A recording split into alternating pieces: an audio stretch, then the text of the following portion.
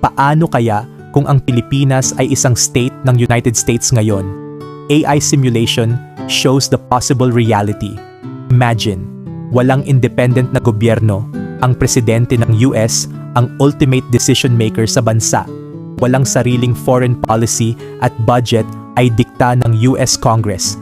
AI simulation shows mas malaki ang investments mula sa US pero ang lokal na negosyo ay mahihirapang makipagsabayan.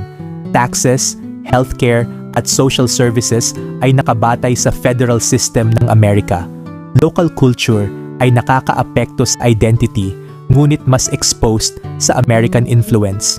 Sa araw-araw na buhay, mas maraming opportunities sa education at trabaho abroad pero political freedom at decision-making ng mga Pilipino ay limitado.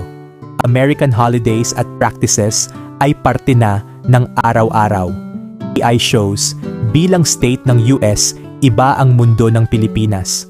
Pero paano kung nanatiling fully independent ang bansa? Para sa mas maraming AI simulations, follow Curious AI.